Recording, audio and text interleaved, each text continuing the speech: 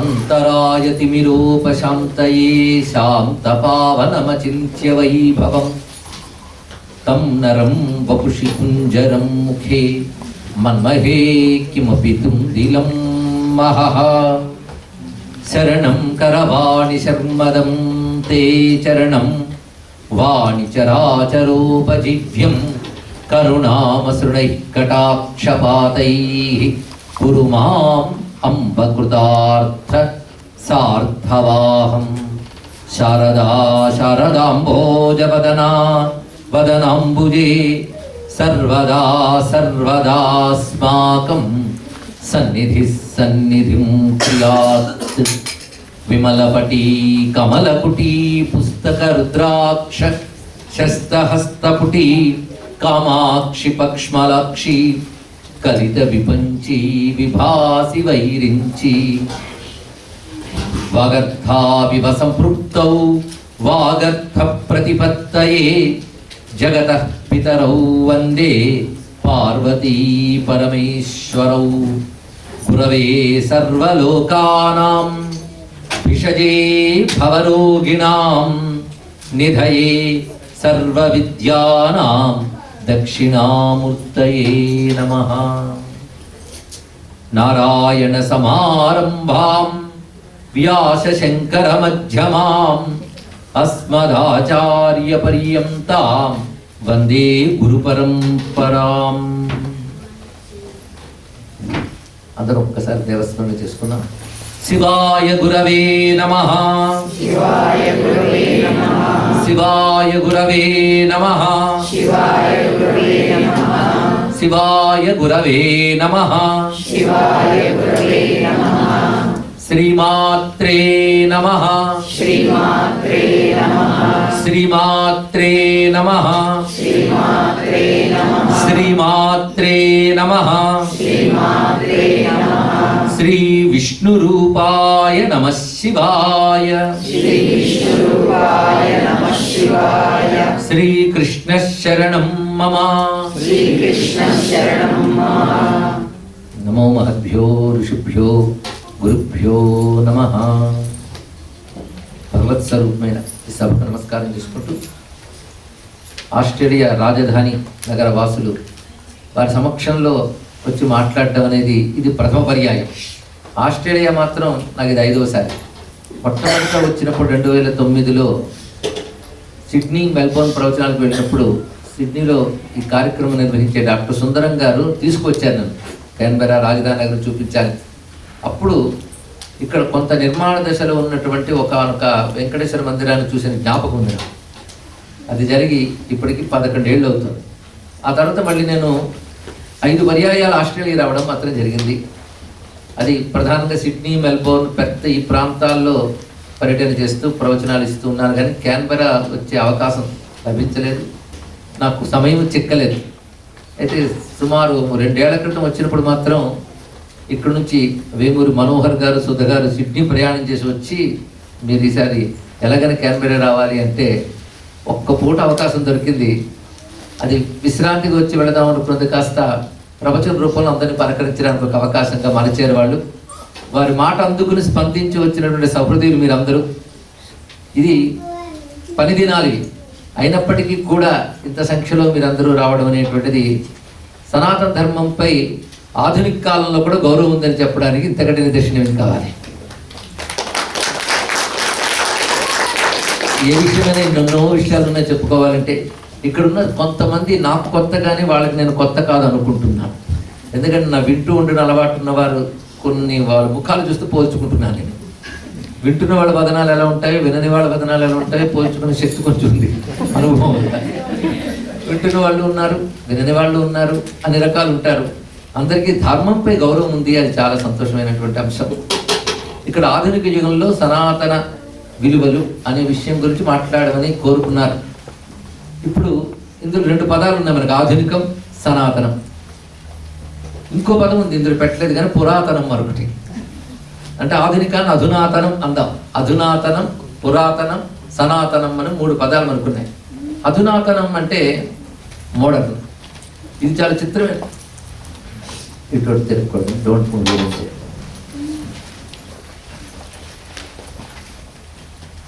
అధునాతనం అనేది చాలా చమత్కారమైన శబ్దం. చాలా కాలం క్రితం, సుమారు ఒక 50 ఏళ్ల క్రితమో 100 ఏళ్ల క్రితమో అప్పుడు వాళ్ళు అప్పటి కాలాన్ని అధునాతనం అన్నారు. ఇప్పుడు మనం ఏమంటున్నాం, దాన్ని పురాతనం అంటున్నాం. అంటే ఒకప్పుడు అధునాతనం మరి కొంతకాలానికి పురాతనం అయిపోతుంది.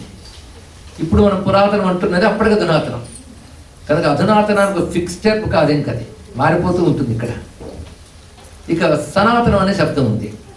ఇది మాత్రం చాలా చిత్రమైన శబ్దం. సనాతనం పురాతనం కాదు. పురాతనం అయితే మన కొత్త పదం ఎందుకు పుడుతుంది సనాతనం అనే దానికి ఇంకేదో అర్థం ఉంది కదా, అది తెలుసుకోవాలి. పైగా మన ధర్మానికి పేరేమిటి అంటే ఈ రోజుల్లో కేవలం మన భారతీయులకు మాత్రమే కాకుండా ప్రపంచంలో ఉన్న మేధావులకు కూడా మన ధర్మానికి పేరేంటో తెలుసండి, సనాతన ధర్మం అని పేరు. హిందూ ధర్మం అనేది వ్యవహార నామం. హిందూ ధర్మం అన్నా సనాతన ధర్మం అన్నా ఒక్కటే. వ్యవహారంలో హిందూ ధర్మం అనుకోవడం తప్పేమీ లేదు. అయితే సనాతనం అనే మాటకు అర్థం ఏమిటి? సనాతనం అనే దాని సంస్కృతంలో శాశ్వతం అని అర్థం. ఇక్కడ దానికి సరైన ఆంగ్ల పదం చెప్పాలి అంటే ఎటర్నల్. ఇది సరైనటువంటి పదం. అంటే శాశ్వతమైన ఒకనొక ధర్మాన్ని సనాతన ధర్మం అంటారు. అప్పుడు సనాతన ధర్మం అధునాతనానికి పనికొస్తుందా పురాతనానికి పనికొస్తుందా? శాశ్వతం కనుక దాని పురాతనము కాదు అధునాతనము కాదు. ఇంకేదైనా మరొక పదం పెట్టాలంటే నిత్య నూతనం అని పెట్టాలి. అంతే కదా. సనాతనం అనే మాటకి మరొక పర్యాయ పదంగా ప్రత్యామ్నాయ పదంగా మనం నిత్య నూతనం అనే మాట సరిపోతుంది. ఇక్కడ సూర్యభగవానుడు ఉన్నాడు. ఆయన ఎప్పటివాడండి, ఎంత పాతవాడు, కానీ ఏ రోజుకి ఆ రోజు కొత్తగా ఉంటాడు కదా, నిత్య నూతనుడు. అదేవిధంగా మన ప్రకృతి ధర్మాలు ఉంటాయి. అవి మన తాతల కాలంలో ఎలా ఉన్నాయో ఆ విధంగానే ఉంటాయి. గాలి వీచుతుంది, అగ్ని మండుతుంది, నీరు ప్రవహిస్తుంది. ఏ కాలంలో? పురాతన కాలంలోనా అధునాతన కాలంలోనా? సర్వకాలాల్లో. అంటే ఎప్పుడు ఉండే ధర్మాలు ఉంటాయి. అలాగే కోపం, తాపం, ప్రేమ, భయం, శాంతం, అల్లకల్లోలం, ఇవి హ్యూమన్ ఎమోషన్స్. ఏ కాలంలో ఉంటాయి? అన్ని కాలాల్లో ఉంటాయి. అలాగే అశాంతి, ఆందోళన, బాధలు, ఈ సమస్యలు అన్ని కాలాల్లోనూ ఉన్నాయి. మరి ఏది మారిందయ్యా అంటే ఆహార్యాల్లో మార్పు వచ్చింది, జీవన విధానాల్లో కొన్ని మార్పులు వచ్చాయి తప్ప మౌలికమైనటువంటి లక్షణాలు ఏవి మారలేదు. ఈ లక్షణాలను బేస్ చేసుకుని వీటిని సవరించి బాగు చేయడానికి పుట్టింది సనాతన ధర్మం కనుక అది మానది ఇక్కడ. అందుకే మనిషికి ఉన్నటువంటి ఈ క్రోధాలు, రాగద్వేషాలు, వీటి వల్లే వాడు తప్పు చేస్తాడు. కొందరు నిగ్రహించుకుని ఆ తప్పు చేయకుండా బాగుపడతారు. ఇవి ఎప్పుడు శాశ్వతమైన ఎమోషన్స్ యొక్క వికారాలే కనుక వాటిని సవరించడానికి సనాతన ధర్మం పుట్టింది కనుక ఇది కూడా శాశ్వతంగానే ఉంటుంది. ఇక్కడ సనాతన ధర్మం యొక్క ప్రధాన ఉద్దేశం ఏంటంటే కనబడుతున్న జీవులందరూ బాడీ అండ్ మైండ్ అని మాత్రమే కాదయ్యా, ఈ శరీరము మనస్సు కాక మరొక వస్తువు లోపల ఉంది. దాన్నే స్వామి వివేకానంద చెప్తాడు, each and every soul is potentially divine అన్నాడు. ఇక్కడ ప్రతి వాడిలో కూడాను ఒక దివ్యమైన ఒక శక్తి ఉంది, అది శాశ్వతం. మరి శాశ్వతం అంటే సనాతనం కదా. శరీరం సనాతనం ఉండడానికి లేదు, అది వస్తూ ఉంటుంది పోతూ ఉంటుంది. ఒక్క బతుకులోనే స్థిరంగా ఉంటుంది. ఇది ఒకప్పుడు బాల్యం, ఒకప్పుడు యవ్వనం, అందులో రకరకాల మార్పులకు గురవుతుంది. కానీ మారను కానొక వస్తువు ఉంది, అదేంటో ఆలోచించకుండా బ్రతికేస్తూ ఉంటాం. ఎందుకంటే శరీరమే నేను అనుకుంటూ, శరీరానికి కనబడే సుఖాలే సత్యాలు అనుకుంటూ, వాటిని సంపాదిస్తూ చచ్చిపోవడమే జీవితం అనుకుంటూ బ్రతుకుతున్న వారికి సనాతన ధర్మం చెప్తున్న గొప్ప మాట ఏమిటంటే మారుతున్న శరీరంలో, నశించిపోయే శరీరంలో మారని నశించని ఒకనొక దివ్య శక్తి ఉంది. దాన్ని నువ్వు రియలైజ్ చేసుకోవాల్సింది ఈ శరీరం ఉన్నప్పుడే, ఇంకో సమయంలో సాధ్యం కాదు. అందుకే రవీంద్రనాథ్ ఠాగూర్ అంటాడు, realising infinite in the finite. పరిమితి కలిగినటువంటి ఈ జీవిత కాలంలో ఈ శరీరంతోనే మనలో ఉన్న అనంతమైన దివ్యశక్తిని మనం జాగృతి పరచుకోగలగాలి. దానికి తగ్గ ఒకనొక జీవన విధానం ఉంది. ఆ జీవన విధానం ఏం చేస్తుందంటే మనలో దివ్యశక్తిని జాగృతి పరచుకునేలా చేస్తుంది. ఆ దివ్యశక్తి వల్ల మన బుద్ధి ప్రభావితం అవుతుంది, ఒక చక్కని జీవన విధానం ఏర్పడుతుంది. దానితో ఇహలోకంలో ఉన్నంతకాలం ఆనందంగా, ఆరోగ్యంగా, దృఢంగా, ధైర్యంగా ఉండడమే కాకుండా ప్రయోజనకరమైన జీవితాన్ని గడుపుతాం. చిట్ట చివరికి జీవితాంతంలో శరీరం పోయినా వాడు ఉన్నత స్థితిని పొందుతాడు. ఇది సనాతన ధర్మం యొక్క ప్రాథమికమైనటువంటి ఒకనొక అవగాహన. అందుకు సనాతన ధర్మం మనల్ని ఈ విధంగా జీవించడానికి ఉద్బోధింపబడింది, ఉద్దేశింపబడింది. ఇది సనాతనమైన ధర్మం ఏ విధంగా ఎప్పటి నుంచి వచ్చింది అంటే ఇది టైం ఇమ్మెమోరియల్ అంటారు. ఇక్కడ ఎప్పుడు ఆవిర్భవించింది ఎవరికి చెప్పలేదు. కానీ ఒక్క మాటలో చెప్పాలంటే సృష్టి ఎప్పటి నుంచి ఉందో సనాతన ధర్మం అప్పటి నుంచి ఉన్నది అనేది తేలుతుంది ఇక్కడ. ఈ సనాతన ధర్మం ఒక రిలీజన్ అందామా అంటే తప్పేం లేదు, కానీ రిలీజన్ కొన్ని లిమిటేషన్స్ ఉంటాయి. ఎందుకంటే ఏదో ఒక దాన్ని నమ్మాలి, ఒక పుస్తకాన్ని నమ్మాలి, ఒక ఇన్స్టిట్యూషన్ నమ్మాలి, లేకపోతే నువ్వు నరకానికి పోతావు. ఇది నమ్మితే నీకు స్వర్గంలో టికెట్ గ్యారంటీ, లేకపోతే నరకానికి పోతావు. ఈ మతంలో తప్ప ఇంకే మతంలో పుట్టినప్పటికీ సర్వనాశనం అయిపోతారు అని అన్ని మతాలు చెప్తున్నాయి. అందుకే ఏం చేస్తున్నారంటే వీలైనంతగా నీ మతంలోకి మార్చు, దానివల్ల నీకు పుణ్యం వస్తుంది. ఎంతమంది నువ్వు మార్చితే నీకు అంత పుణ్యం వస్తుంది అని సాధారణంగా మతం అనే దాని స్వరూపాల ఉంటుంది. కానీ సనాతన ధర్మాలు చెప్పట్లేదు, అందరికీ తెలిసిన విషయమే. ఎవరి ధర్మాన్ని వాళ్ళు పాటించండి అని చెప్తూ నీలో ఉన్న శాశ్వతమైన ఆత్మను కూడా తెలుసుకో. భగవంతుడు అనేవాడు విశ్వమంతా వ్యాపించిపోయి విశ్వానికి అతీతంగా ఉన్నప్పటికీ నీలో ఆత్మగా ఉన్నవాడు ఆ భగవంతుడే గనక దాన్ని తెలుసుకునే ప్రయత్నం చేయు. ఇది సనాతన ధర్మం చెప్తున్న ప్రాథమికమైన అంశం.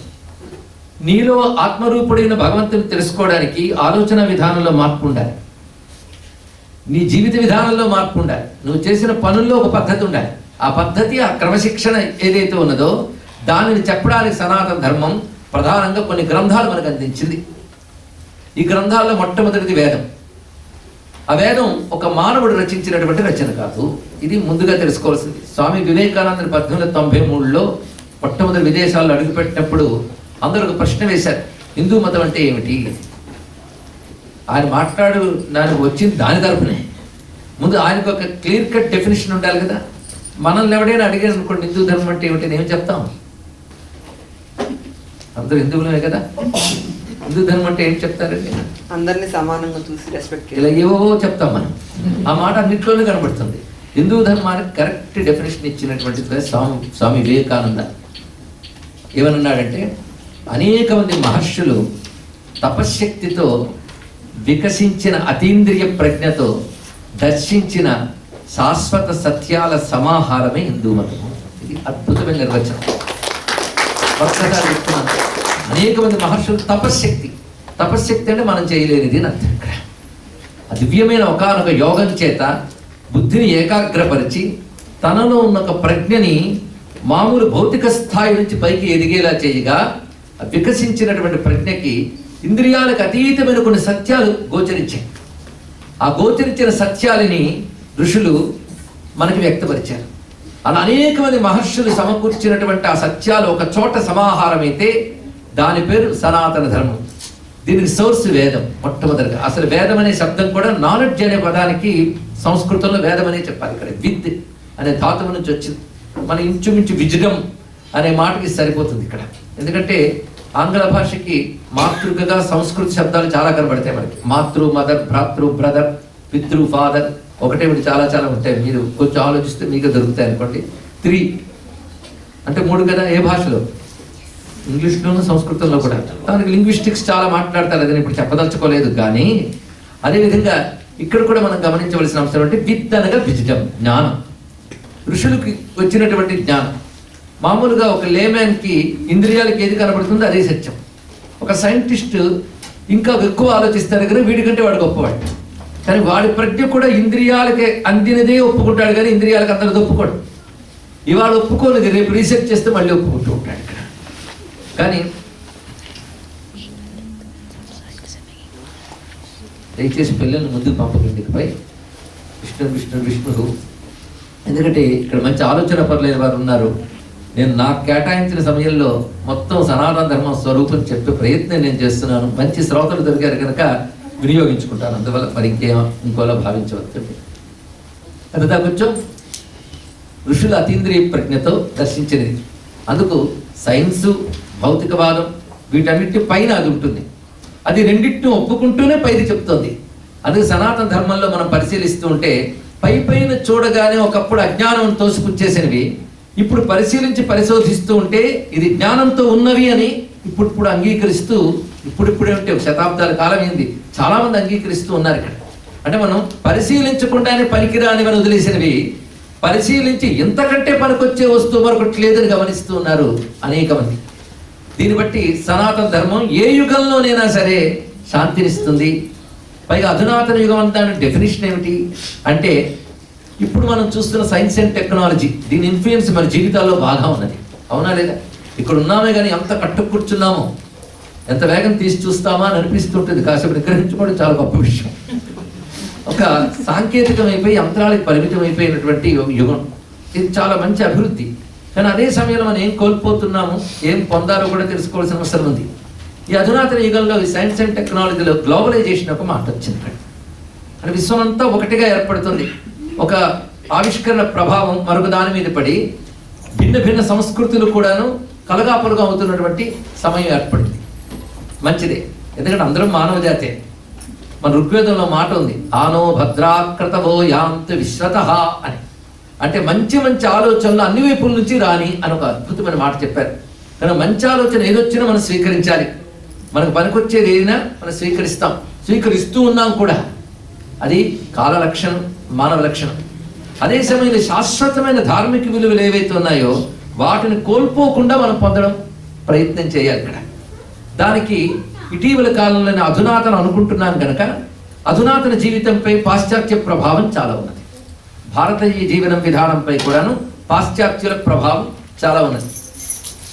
అలాంటప్పుడు మనకి అధునాతనం అనగా పాశ్చాత్య దేశాల్లో వచ్చినటువంటి వైజ్ఞానిక సాంకేతిక ప్రగతి ఏదైతే ఉందో, సైంటిఫిక్ అండ్ టెక్నికల్ డెవలప్మెంట్ ఏదైతే ఉన్నదో దాని ప్రభావం చేత సనాతన ధర్మం అనబడే భారతీయతలో కూడా మార్పు మనకు కనబడుతుంది.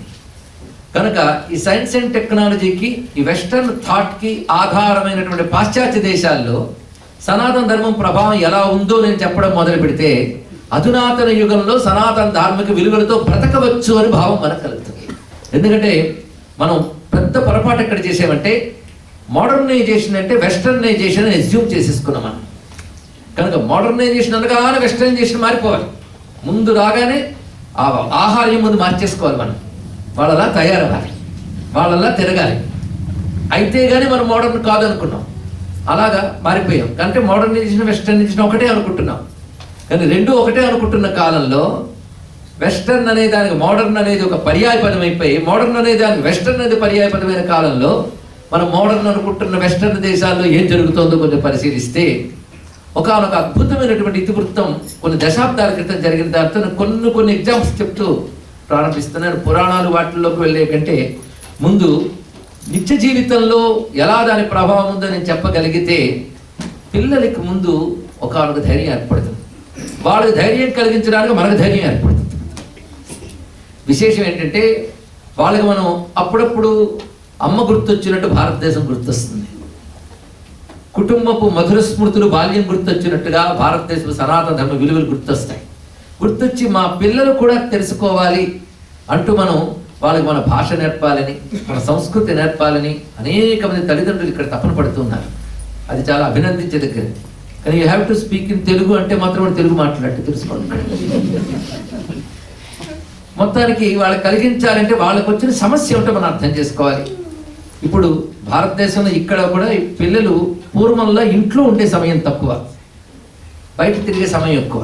తన తోటి వయస్కులతో సంచరిస్తూ తమకు పాఠాలు నేర్పే వాళ్ళ ప్రభావం కూడా వాళ్ళ మీద ఉంటుంది. కానీ ఇంటి నుంచి రావాల్సినటువంటి మనదైన ప్రాచీన విలువలు ఏవైతే ఉన్నాయో అవి అంతే అవకాశం తగ్గిపోతుంది. అందుకు మనం ఏమైనా చెప్పామనుకోండి, వాళ్ళకి ఏమనిపిస్తూ ఉంటాయంటే ఎక్కడో పాతవి మరో దేశం నుంచి తెచ్చిపెట్టారు, అవి ఇక్కడ ఫారెన్ అన్న భావం కలుగుతాయి. ఇక్కడ వాటితో మేము కోపప్ చేసుకోలేము, వాటితో పాటు మేము నడవలేము అని భావం కలుగుతుంది.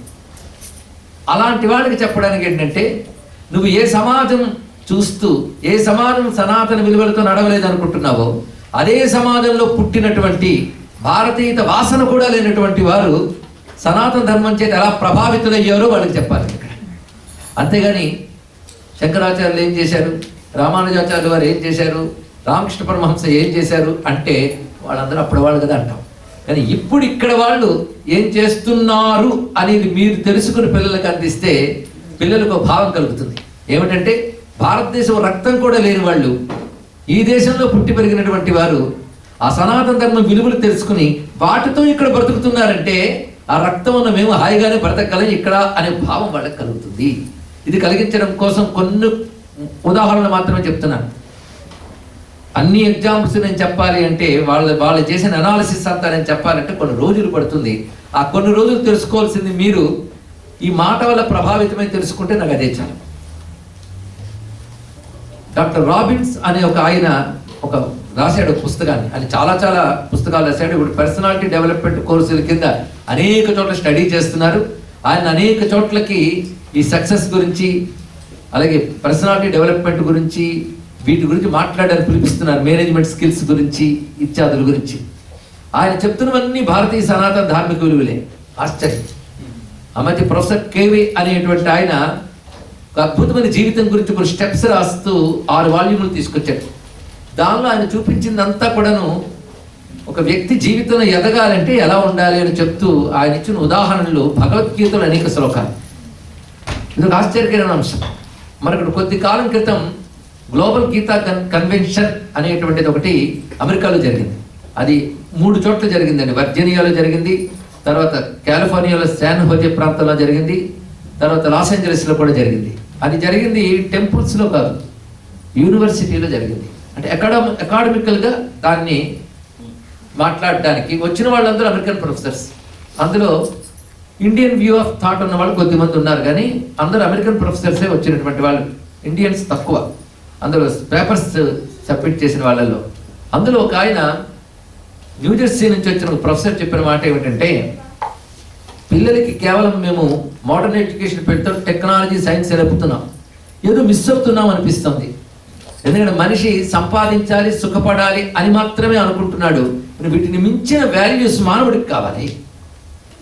దీనికి ఏం చేయాలి? ఒక వాల్యూ సిస్టమ్ మనం ఎడ్యుకేషన్లో ఇన్కార్పొరేట్ చేయాలని వాళ్ళకి కలిగింది భావం. వెంటనే ఏం చేశారంటే 3 పుస్తకాలు సిలబస్లో పెట్టారండి. ఆ 3 పుస్తకాలు చక్కగా పిల్లల మీద ప్రభావం చూపించే. ఒక సంవత్సరం అవగానే వాళ్ళు ఏం చేశారంటే 3 పుస్తకాలు మరీ హెవీ అయిపోయాయి, 2 ఉంచుదామన్నారు, 2 ఉంచారు. ఆ తర్వాత సంవత్సరం 2 కూడా హెవీ అయిపోయిన 2 తీసి 1 పెట్టారు. ఆ 1 ఎప్పటికీ ఉంది. ఆ 3 ఉన్నప్పుడు ఆ పుస్తకం ఉంది, 2 ఉన్నప్పుడు ఆ పుస్తకం ఉంది. తర్వాత ఆ పుస్తకం వెళ్ళింది. ఆ పుస్తకం పేరు భగవద్గీత. ఇది సనాతన ధర్మం చూపించే ప్రభావం గురించి విశేషమైన. ఎందుకంటే భగవద్గీత ఇచ్చిన ఒక ఓపెన్ మైండెడ్నెస్ కానీ, అదేవిధంగా నువ్వు ఇలాగే ఉండాలి లేకపోతే ఏదైపోతావు అని కాకుండా అందరికీ ఒక సిద్ధాంతం ఎప్పుడు ఉండదు నాన్న. ఎందుకంటే వ్యక్తులందరూ ఒక్కలా ఉంటారు.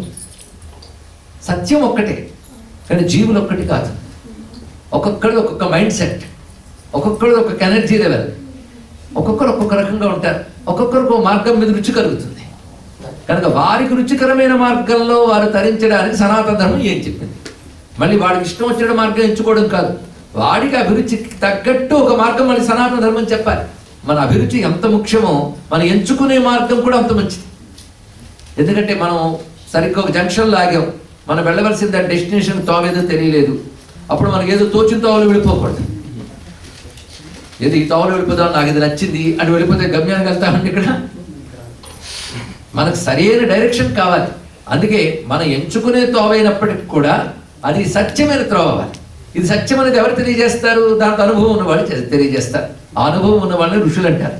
అలాంటి ఋషులు ఏం చేశారంటే మానవ మనస్తత్వాన్ని అర్థం చేసుకుని అనేక మంది మానవులు ఉన్నారు కనుక వారి ఆలోచన విధానాన్ని అనుసరించి అనేక మార్గాలు చెప్పారు. అందుకే సనాతన ధర్మంలో ఇదే మార్గం అని కాదండి. అన్నీ విడిచిపెట్టి ఎక్కడో అడవిలో ఏకాంతంలో కూర్చొని ధ్యానం చేసేటువంటి సన్యాసి ఎంత గొప్పవాడో, ధర్మం కోసం, దేశ క్షేమం కోసం నిస్వార్థంగా శత్రు సంహారం చేయడానికి యుద్ధంలో నిలబడ్డ యోధుడు కూడా అంతే గొప్పవాడని చెప్తుంది సనాతన ధర్మం. తెలుసుకోండి. అంతేకాదు విడిచిపెట్టి ఎక్కడికో వెళ్ళనక్కర్లేదు అంటారు. అలాగే శాంతి, అహింస పరమార్థం అయినప్పటికీ కూడా అహింసని కాపాడడానికి కోసం హింస చేయడం కూడా ధర్మమే అని చెప్తుంది ఇక్కడ. కానీ ధర్మం అప్లికేషన్స్లో ఉన్నటువంటి రకరకాల పరిస్థితులను కూడా అర్థం చేసుకుని సనాతన ధర్మం మనకు బోధిస్తున్నది. అందుకే మనం జీవితంలో ఏదో ఒకదానికి ఎక్కువ ప్రయారిటీ ఇవ్వడం మొదలు పెడితే ఎన్నో కోల్పోతాం. దేనికి ఎంత ప్రయారిటీ ఇవ్వాలో కూడా తెలియాలి. ప్రస్తుత అధునాతన యుగంలో సంపాదన, డబ్బు అనే దానికి ఎక్కువ ప్రాధాన్యం ఇస్తున్నాం. దానికోసం ఆరోగ్యాదులను కూడా పణం పెడుతున్నాం. చివరికి ఏం మిగిల్చుకుంటున్నామంటే ప్రశ్న వేసుకుంటే బాధపడుతున్న పెద్దవాళ్ళని చూస్తే మనం ఎటు చేరబోతున్నాం మనకే తెలుస్తుంది. ఇక్కడ ఒకప్పుడు ఒక గొప్ప లాయరు అమెరికాలో ఉండేవాడు. ఒకప్పుడేం కాదు, కొద్ది దశాబ్దాల క్రితం జరిగిన కథే. మరి వన్స్ అపాన్ ఎ టైం కాదండి. ఇక్కడ ఆయన ఒక హ్యూమన్ బీయింగ్ సక్సెస్ఫుల్ లైఫ్ అంటే ఏమనుకుంటాడో అవన్నీ సాధించాడు. సమాజంలో కీర్తి. ఆయన అమెరికాలో గొప్ప గొప్ప లాయర్గా పేరుంది. ఇది పెద్ద పెద్ద కేసులు ఉంటే ఆయన దగ్గర అప్రోచ్ అవుతారు. ఆయన ఫీజు కూడా చాలా గట్టిది. ఆయన కింద అందరూ జూనియర్స్ ట్రైన్ అయ్యారు. కానీ కీర్తి బాగా ఉంది. ఆయనకి భవనాలు చాలా ఉన్నాయి అమెరికాలో, అంటే ఆస్తి కూడా బాగా ఉంది. అక్కడ సిస్టమ్ ప్రకారం భార్యలు కూడా చాలా మంది ఉన్నారు. ఏం చేస్తాం, అక్కడ సిస్టమ్ ప్రకారం అన్నీ బాగున్నాయి. ఆయనకి ఉన్న కీర్తి, పైగా క్షణం తీరిక లేదు. రకరకాల కార్లు ఉన్నాయి ఆయన దగ్గర. ఆయన ఒకసారి 50వ ఏట, ఆయనకి 50th ఇయర్లో జరిగిన సంఘటన ఏంటంటే, కోర్టులో వాదిస్తున్నాడు. వాదిస్తూ ఒకసారి కుప్పకొలిపాడు. వెంటనే హాస్పిటల్ ఇచ్చేశారు. ఈ జూనియర్స్ అందరూ వెళ్ళేవారు. ఆ జూనియర్స్ ఒక డాక్టర్ రాబిన్స్, ఆయన కూడా లాయరు. వీళ్ళందరూ ఆయన దగ్గరికి వెళ్ళారు. ఒకరోజు ఆయన కనబడలేదు హాస్పిటల్లో. పరామర్శకు వెళ్ళినటువంటి వాళ్ళు ఇంక కోలుకుంటున్నారు, ఐసీయూలో ఉంటున్నారు, ఇవే వార్తలు విన్నారు. కానీ ఒకరోజు ఆయన కనబడలేదు. ఎక్కడికి వెళ్ళాడు ఎవరికీ తెలియదు.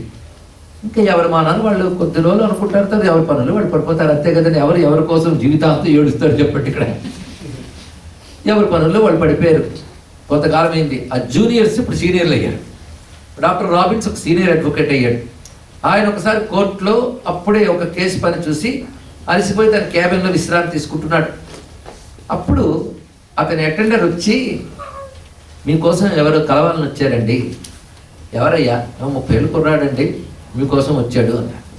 వెంటనే నేను బాగా అలసిపోయాను, ఇప్పుడు మాట్లాడి చెప్పు, తర్వాత ఎప్పుడు అపాయింట్మెంట్ తీసుకోమని అన్నాడు. మళ్ళీ వెళ్ళి వచ్చి చెప్పాడు ఆయన, లేదా అర్జెంటుగా ఒక్క 2 minutes అయినా మిమ్మల్ని చూడాలనుకుంటున్నాడు. సరే రమ్మని అన్నాడు. 30 ఏళ్ళ కుర్రాడు వచ్చారండి ఆయన వద్దకు. చూస్తున్నాడు, ఎవరు నువ్వు అన్నాడు. నన్ను పోల్చలేదా అన్నట్టు ఇలా మొహం ముందుకు పెట్టి. అలా చూడగా ఆయన గుర్తుకొచ్చింది. ఏ సీనియర్ అడ్వకేట్ అయితే అలా కూలిపోయి ఉన్నాడో ఒకప్పుడు ఆయన, మరి యువకుడు అయిపోయాడేంటి 30 ఏళ్ళు? ఆ పోలికే లేదే మీలో. ఆ పొట్ట అవన్నీ ఎక్కడికి పోయి. ఎందుకంటే ఒక ఏజ్ వచ్చేటప్పుడు కొన్ని క్వాలిఫికేషన్స్ ఉంటాయి. కాస్త బట్టతలు రావాలి, కాస్త ముందుకు పొట్ట రావాలి, అప్పుడప్పుడు ఆయాసం రావాలి. డాక్టర్ గారి దగ్గరికి వెళ్తే చెప్పాలి, నీకు బీపీ షుగర్ వగేరా వచ్చి, ఇవన్నీ క్వాలిఫికేషన్స్. ఆయన 50 ఏళ్ళకి అవన్నీ ఉండేవి. ఇప్పుడే 30 ఏళ్ళు కుర్రాడు. ఆశ్చర్యపడింది. నేను నమ్మాలా లేదా? లేకపోతే ఆయన గారు కొడుకువా నువ్వు, ఆయన తమ్ముడు? ఎన్నో ప్రశ్నలు వేశారు. లేదురా బాబు, ఆయన్నే నేను, నువ్వు నీతో మాట్లాడాలి, టైం ఎప్పుడు ఇస్తావు అన్నాడు. వెంటనే అపాయింట్మెంట్స్ పనులన్నీ క్యాన్సిల్ చేసుకుని, అసలు గురుగారు కదా పెద్ద ఆయనతో పాటు ఏకాంతంగా వెళ్ళి మాట్లాడడం మొదలెట్టారు. అప్పుడు ఆయన చెప్తున్నాడండి, నేను అక్కడ ఉండగా నాకు అనిపించింది ఏంటంటే, అందరికీ అనిపించిందండి. ఎందుకంటే మొసలు పడితే గజేంద్రుడికి విష్ణువు గుర్తొచ్చాడు. అన్ని ఏనుగులకి మొసలు పడితే విష్ణువు గుర్తొస్తాడని చెప్పలేదు, దానికి యోగం ఉంటాడు కదా. నాకు కూడా మొసలు పడితే అప్పుడు విష్ణువుని చూస్తానంటే, అందరికి మొసలు పట్టాలి అనుకోకూడదు. పడితే అయ్యో అమ్మో అంటాం కానీ నారాయణ హరి అనం. దానికి ఒక యోగం ఉండాలి కదా. మొత్తానికి మహానుభావుడు చెప్తున్నాడు, నేను హాస్పిటల్లో చేరినప్పుడు అప్పుడు నాకు అనిపించింది, ఏమిటి నేను అచీవ్ చేసింది? ఈ కీర్తి నాకేమి ఇచ్చింది? బీపీ షుగరు అనారోగ్యాలు ఇవన్నీ ఉన్న దేహం. అసలు ముందు నేను దేహాన్ని ఏం చేసుకున్నాను? నా ఆలోచన ఏమిటి? నేను అనుకున్న లక్ష్యాలని సాధించాను అనుకున్నాను, కానీ మిజరబుల్ ఫెయిల్యూర్ నా లైఫ్లో, ఇట్స్ నాట్ ఏ సక్సెస్. ఇది ఆలోచించవలసిన అంశం. కొన్నాళ్ళ క్రితం బెంగళూరులో ఒక పెద్ద యంత్రపనిగారు, కోట్లాధిపతి, మంచి కీర్తిమంతుడు. ఆయన చేసిన పని ఏంటంటే, డ్రైవర్తో అలా వెళదామని చెప్పి ఒక అడవుల్లో కొండల్లోకి వెళ్ళారు. అక్కడ మంచి మంచి పర్వతాలు ఉంటాయి కదా. వెళ్ళి డ్రైవర్ని ఇక్కడ ఆపి, ఇక్కడే ఉండు, నువ్వు రాకు అని చెప్పని వెళ్ళాడు. ఎప్పటికీ రాకపోతే డ్రైవర్ వెతుక్కుని వెళ్తే చెట్టు గురి పోసుకున్నాడు. ఏమిటి, ఎక్కడ మనం మిస్ అవుతున్నాం? కనుక లైఫ్లో మనం కొన్ని అంబిషన్స్ పెట్టేసుకుని అవే అనుకుంటున్నాం. ఇతరు ఆలోచించాడు ఇవన్నీ కూడా. కనుక ఇది కాదు జీవితం, ఇంకేదో ఉంది, సాధించాల్సింది ఇంకేదో ఉంది ఇక్కడ అని తన దగ్గరకు వచ్చిన డాక్టర్స్తో నాకు ఇలా అనిపిస్తుంది, మీరేమంటారు? ఒక డాక్టర్ అన్నట్ట, ఇలాంటి మాటలు వీటి గురించి కబుర్లాడి దేశం ఉంటుందయ్యా, అక్కడ నీ ప్రశ్నకి జవాబు దొరుకుతుందేమో అని నాకు అనిపిస్తుంది. ఆ దేశం పేరు భారతదేశం. అక్కడికి వెళ్ళి ప్రయత్నించు. ఎందుకంటే అక్కడి నుంచి మన దేశానికి వచ్చి ప్రభావితం చేసి అనేక మంది జీవితంలో తృప్తిని కలిగించినటువంటి మహానుభావులు వచ్చారు. స్వామి వివేకానందతో మొదలుకొని స్వామి రామతీర్థ, పరమహంస యోగానంద. ఒకటేమిటి మీకు ఇంకా తెలియాలంటే, డాక్టర్ ఫిలిప్స్ గోల్డ్బెర్గ్ అనే ఆయన అమెరికన్ వేద అని ఒక పుస్తకం రచించాడు. ఇప్పుడు వెస్టర్న్ పాలసీస్లో వచ్చేటువంటి అనేక మార్పులకి వేదిక్ కల్చర్ ఇన్ఫ్లుయెన్స్ ఎంత ఉందో ఆయన గొప్ప స్టడీతో రాశారు. ఇట్ ఇస్ రీసెర్చ్ వర్క్, వీరితే చదవండి, అవి చూస్తే తెలుస్తాయి. అందుకే ఆ మాటలు చెప్పాడు ఆ డాక్టర్. వెంటనే ఈయన, నేను ఇక్కడ నుంచి వెళ్ళిపోతాను, నా ఆస్తి మొత్తం ఫలానా ఫలానా మంచివాడికి పంచిపెట్టేస్తాను, కానీ ఎక్కడికి వెళ్ళని మీరు ఎవరికి చెప్పకండి అని చెప్పి ఆయన క్రమంగా భారతదేశానికి వచ్చాడు. అక్కడ ఆయన చెప్తాడు, నేను భారతదేశంలో చాలా చోట్ల తిరిగాను. చిత్రం ఏంటంటే నాకు ఎక్కడ నిరాశ ఎదురు కాలేదు, ప్రతి చోట నాకు మార్గం కనబడింది అన్నాడు. అంటే దేనికోసం మనం వెతుకుతామో దానికి తగ్గట్టు దొరుకుతాయి ఇక్కడ. నేను భారతదేశంలో ఉన్న నాకే దొరకలేదంటే నువ్వు దానికి అన్వేషించలేదు. అది ఇక్కడ అవునా లేదా? తోటలోకి వెళ్ళాం, మీరు పువ్వులు వెతికితే పువ్వులు దొరుకుతాయి, ముళ్ళు వెతికితే ముళ్ళు దొరుకుతాయి, అక్కడ పేడ కూడా వేస్తారు కదా, దానికోసం వెతికితే అది దొరుకుతుంది. నువ్వు చూసే దృష్టి బట్టి దొరుకుతుందండి ఇక్కడ. నాకు అక్కడ ప్రతి చోట ఏదో ఒక హింట్ దొరికింది జీవితం గురించి. అనేక మంది పెద్దవాళ్ళని కలిశారు, ప్రతి వాళ్ళు ఏదో చెప్పారు. కానీ నేను క్రమక్రమంగా హిమాలయాలకు చేరేటప్పటికల్లా అక్కడ ఆయాసంతో పడిపోయాను. కొందరు నన్ను తీసుకువెళ్ళారు అక్కడికి, వాళ్ళ ఊరికి. అక్కడ నాకు కాస్త చికిత్స చేసాక నేను కాస్త కోలుకున్నాక వాళ్ళని చూశాను, ఒక్కొక్కడు ఎంత ఆనందంగా తేజస్సుతో హాయిగా ఉన్నారు. అలాంటి ఒక గ్రామం ఉంది అక్కడ. మనము ఎందుకు తిరుగుంటాం కానీ మనకు తెలియదు. ఎందుకంటే టూరిస్ట్ సెంటర్లు ఎక్కడికి తీసుకెళ్తాయో, హోటల్స్ ఎక్కడ ఉంటాయో, ముప్పూట్లో భోజనం ఎక్కడ దొరుకుతుందో అవి వెతుక్కుంటాం మనం.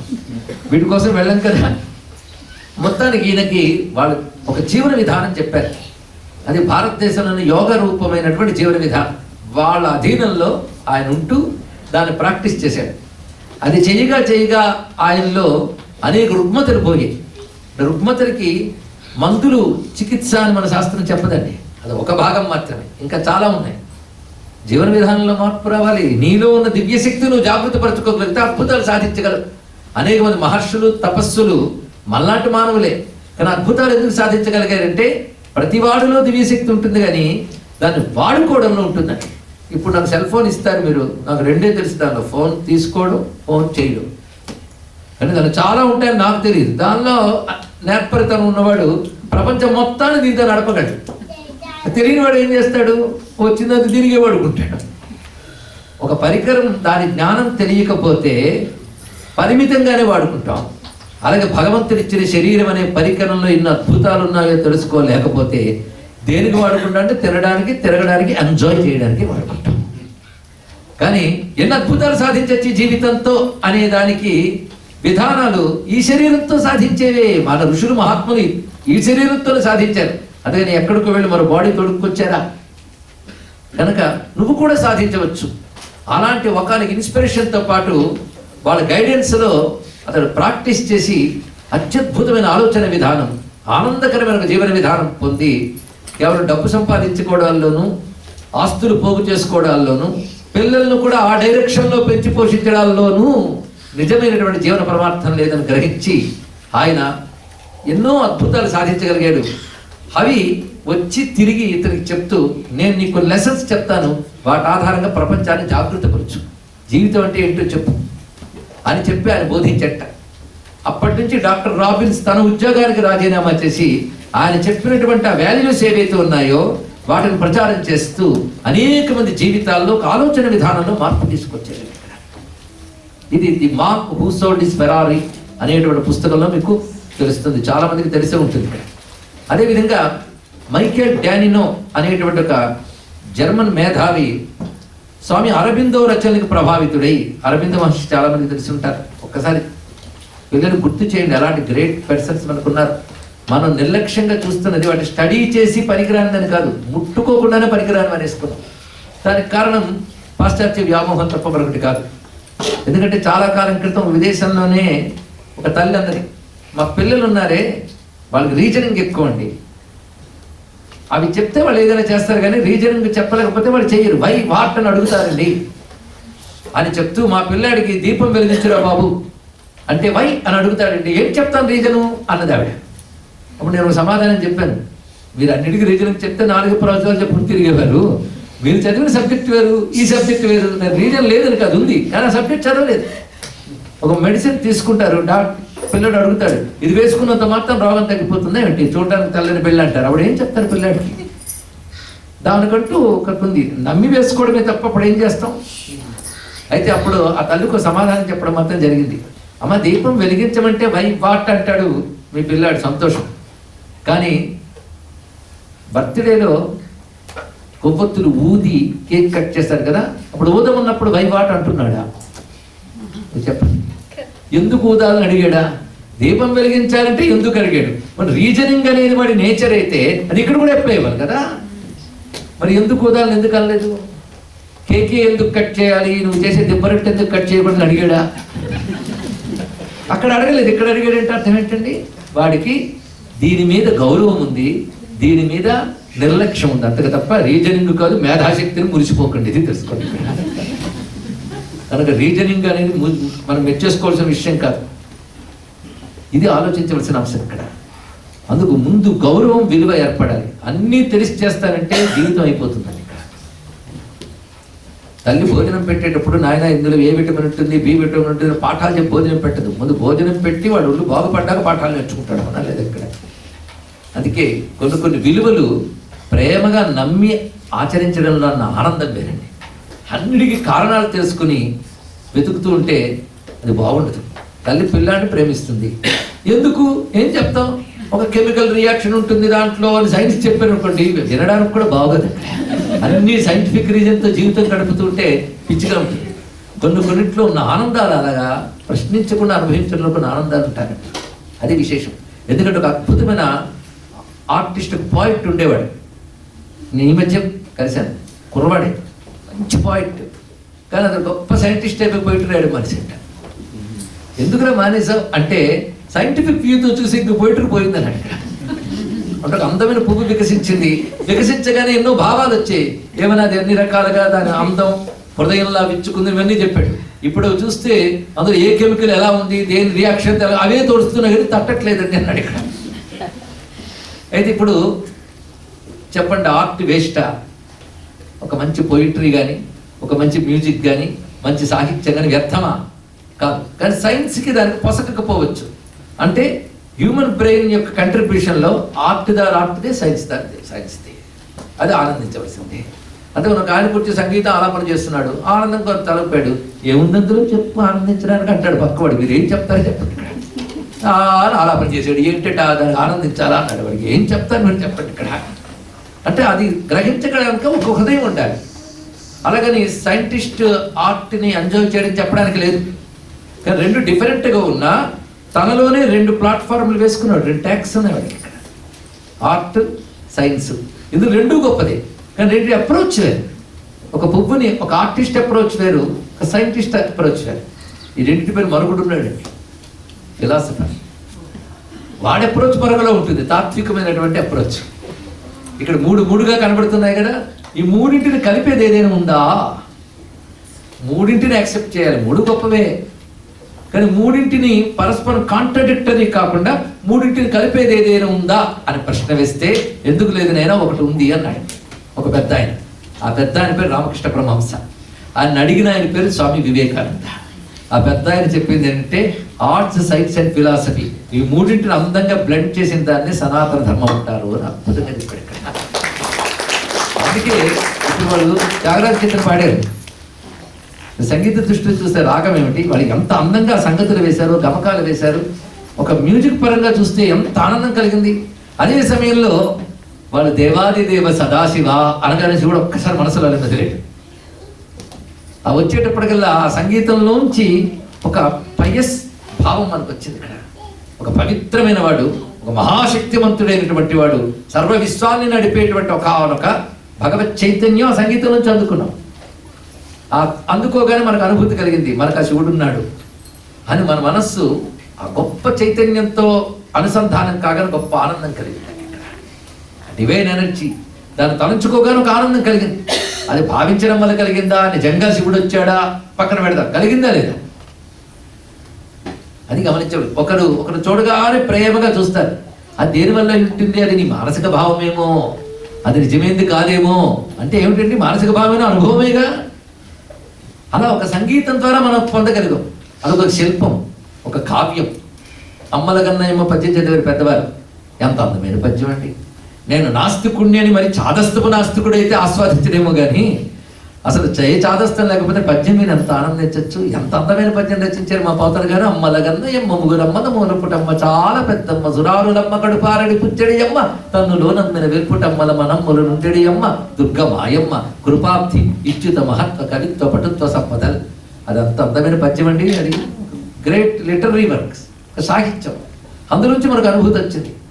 అలాగా ఆర్ట్స్ని, సైన్స్ని, ఫిలాసఫీని అద్భుతంగా కలిపి మనకి వేదములు మొదలుకుని అనేకమైనటువంటి విజ్ఞానాలు ఉన్నాయి. ఆ వేదం ఒక పెద్ద సరస్సు లాంటిదైతే దాని నుంచి అనేక కాలువలు వచ్చాయి. ఆ కాలువల్లో యోగం ఉంది, యోగంతో కూడిన జీవన విధానం ఉంది, మనకు లైఫ్ స్టైల్ ఉంది. ఇక్కడ ఉన్నవాళ్ళు పెద్దవాళ్ళు ఉన్నారు, వాళ్ళు గుర్తుండొచ్చు. బ్రాహ్మీ ముహూర్తంలో నిద్రలేవాలి, సూర్యోదయాత్ పూర్వమే నిద్రలేవాలి. ఆ లేచిన వాడు లేచిన దగ్గర నుంచి మరొకటేమీ కాకుండా కాస్త ధ్యానం చేయాలి. ఇప్పుడు మెడిటేషన్ పేరు పెడితే నచ్చుతుంది, ధ్యానం అంటే పెద్ద నచ్చదు చాలా మందికి. ఆ సమయంలో ధ్యానం చేయాలి. తర్వాత సుఖ దుఃఖాలు ఏవి కలుగుతున్నా పెద్దగా పొంగిపోవడం, కృంగిపోవడం, ఎమోషనల్ వీక్నెస్కు లోను కాకు. నువ్వు ధర్మబద్ధంగా శ్రమపడి ఏది సంపాదించుకుంటున్నావో దాన్ని చెందే ప్రయత్నించి సుఖం బాగా అనుభవించు, అర్థకామాలు అనుభవించు, కానీ ధర్మం అనే పరిధిలో అనుభవించు. అప్పుడు నువ్వు శాంతంగా ఉంటావు. ఇలాంటి విలువలు మనకి ప్రాచీన కాలం ఉండేవి. అందుకే హాయిగా ఆనందంగా శాంతంగా బ్రతికేవారు. ఇన్ని లగ్జరీస్ లేవు కానీ శాంతి ఉండేది. ఆ జీవన విధానంలో ఉంది. పైగా జబ్బు వచ్చిన తర్వాత అప్పుడు ఎక్సర్సైజ్ చేయడం కాకుండా ముందు నుంచే అవన్నీ చేస్తే జబ్బే రాదుగా. ఎవడు వాకింగ్ చేయాలంటే డయాబెటీస్ వచ్చిన వాడు అని సిద్ధాంతం ఉంది. ముందు నుంచి వచ్చేసి రాదే కనుక ఎప్పుడో వచ్చేది చేస్తామని కాకుండా ముందు నుంచే చేయవలసింది. అదేవిధంగా మంచి జీవన విధానం గురించి వీటిని మాట్లాడితే ఇప్పటి నుంచి ఎందుకండి రిటైర్ అయ్యి చూసుకుందాం అంటే ఎలా ఉంటుందంటే ఇందాక చెప్పినట్టే జబ్బులు వచ్చిన తర్వాత వ్యాయామం చేయాలంటుంది. ఇక్కడ ఆ మాటకు వస్తే సనాతన ధర్మం అనేది ఆఫ్టర్ రిటైర్మెంట్ స్కీమ్. కొంతమందికి మొత్తం పుస్తకాలన్నీ కూడా ఇంట్లో పెడతాడు, ఎందుకంటే రిటైర్ అయితే చదువుకుంటాడు. ముందే చదువుకుంటే వాడు ఉద్యోగంలో బోల్డెన్ సొల్యూషన్స్ దొరికేవాడు. వాడికి వచ్చే సమస్యను ఎలాగ ఫేస్ చేయాలో తెలిసేది, ఎలా సాల్వ్ చేయాలో తెలిసేది. ఇప్పుడు ఆఫ్టర్ రిటైర్మెంట్ చదువుతాడు, ఎవడి కోసం స్కీములు అలా పెట్టుకుంటాడు. అసలు నేను ఇంకే చెయ్యనయ్యా, యుద్ధం చేయను, ఏమి చేయను, గాంధీవం విడిచిపెట్టిన వాడి కోసం వేదాంతం చెప్పింది భగవద్గీత. అంతేగాని ఎలాగో నీ పని నా పని ఇంకేం లేదు, ఇద్దరు చెట్టు కింద కూర్చొని కబుర్లు ఆడుకుందాం కృష్ణుడు తానేది అర్జునుడు. ఇప్పుడు నేను యుద్ధం చేయాలనిపించట్లేదు అని గాంధీవం చేతి నుంచి జారిపోతే చివాట్లు పెట్టి వేదాంతం బోధించాక అప్పుడు ధనుసు తీశాడు. కనుక ఎవరికయ్యా వేదాంతము, సనాతన ధర్మిక విలువలు అంటే ఎవడు కార్యరంగంలో ఉంటాడు వాడికి. అందుకే మొదటి నుంచే మన అవుట్లుక్లో ఒక మంచి ధార్మిక విలువలు ఉన్నాయనుకోండి, మనలో ఎన్నో అద్భుతమైన మార్పులు మనమే చూడగలం. ఒకటి సహనం పెరుగుతుంది, క్షమ నేర్పుతుందండి సనాతన ధర్మం. దుఃఖం కలిగిన సహించడం వస్తుంది ఇక్కడ. ఎందుకంటే ఇది శాశ్వతం కాదు, దుఃఖం కూడా వెళుతుంది. ఒకప్పుడు ధర్మరాజు అరణ్యవాసం చేసినప్పుడు కృష్ణ పరమాత్మ వచ్చేట ఆయన దగ్గరికి. వెళుతుంటే నాకేదో ఉపదేశం ఇవ్వా అంట. వెంటనే పత్రం తీసుకురా అని రాసి మూత మూసి, ఇది 2 సమయాలు ఈ మంత్రం చేస్తే చాలు, రోజు చేయకు. ఇది ఇంకా బాగుంది ఇలాంటివి చెప్తే. 2 సమయాల్లో చేస్తే చాలు. ఒకటి నీకు కష్టం కలిగినప్పుడు, ఇంకోటి సుఖం కలిగినప్పుడు. ఈ రెండింటికి ఇదే మంత్రం అన్నట్ట. సరే అని పెట్టుకున్నాడు. గురువుగారు ఏం చెప్తే చేస్తాడు, అంటే మధ్య మధ్యలో తీసి చూడటం లేదుట. ఆయన కష్టం కలిగినప్పుడు చూశాడు, ఇది ఇలాగే ఉండదు, అది ఆ మంత్రం చూశాడు. ఇది ఇలాగే ఉండదు, బాగుందండి. కష్టం కలిగినప్పుడు చూడగానే ఇది ఇలాగే ఉండదు, అమ్మయ్య అంత ధైర్యం వచ్చింది. సుఖం కలిగినప్పుడు ఒక్కసారి పొంగి వస్తుంది, ఆహా ఎగిరిపోతుంటా, ఇది ఇలాగే ఉండదు, అది కాస్త తగ్గుతుంది. எனக்கு సుఖం దుఃఖం ఇలాగే ఉండవు, వస్తూ ఉంటూ పోతుంటాయి. నువ్వు ఎప్పుడు ఒకేలా ఉండవు, అది తెలుసుకోవాలి. నువ్వు ఉండాలి, కానీ నువ్వు సిచ్యువేషన్ తగ్గట్టు నువ్వు మారిపోవడం ఏంటి? సిచ్యువేషన్ ఎన్నో వస్తూ ఉంటే పోతుంటాయి, నువ్వు అలాగే నిలబడు. అది ఎలాంటిదంటే ఒక్కొక్కప్పుడు వరద నీరు కొట్టేటప్పుడు చూడండి, కొన్ని చెట్లు ఉంటాయి, ఆ వరద నీరు కొట్టేస్తుంటే అలా వంగుతాయి అంతే. వరద నీరు కొట్టుకుని లేచి నిలబడతాయి. అదే నీటితో పాటు కొట్టుకుపోయి చాలా ఉంటాయి. అలా జరిగే సంఘటనలతో మనం కొట్టుకుపోకూడదు, మనం మనంగా నిలబడాలి. ఆ స్టెబిలిటీ ఏది ఇస్తుంది? ధార్మిక జీవితం ఇస్తుంది. ధార్మిక జీవితం ఇస్తుంది, సిస్టమేటిక్ లైఫ్. ధార్మిక జీవితం అంటే డిసిప్లిన్ అండ్ సిస్టమేటిక్ లైఫ్ అంతే కూడా మనకి కాదు. ధర్మం అంటే హోల్డ్ చేసేది. ధర్మ శబ్దానికి కూడా అర్థం ఏంటంటే ధారణాత్ ధర్మనిత్యాహు, పట్టు ఉంచుతుంది. అంతేకాదు ఒక్కొక్కప్పుడు మనకు చుట్టూ సుఖాలు కనబడుతున్నా పర్వాలేదు అనుభవించు అని ప్రేరణ ఉన్న ధర్మంతో నిగ్రహించుకోవడంలో కలిగే ఆనందం వేరండి. మనం ఏ దేశానికి వెళ్ళినా, ఏ కాలానికి వెళ్ళినా ధార్మిక విలువలు మన హృదయంలో బలంగా ఉంటే ఆ దేశానికి ఆ కాలానికి తగ్గట్టుగా మనం విజయం సాధిస్తూ అక్కడి వాళ్ళని మనం ప్రభావితం చేయగలం. అలా ఉండాలి. అంతేగాని వాడెలా ఉన్నాడో మనము ఉండే కాడికి ఏమిటి, మన ప్రత్యేకత మనం చూపించగలగాలి. ఇది గ్రహించవలసింది. అది స్వామి వివేకానంద చెప్పిన ఒక మాట గుర్తొస్తుంది, ధార్మిక విలువలు అధునాతన యుగం అంటే. ఒక మొక్క మనం వేస్తే అది పెద్ద చెట్టు అవుతుంది.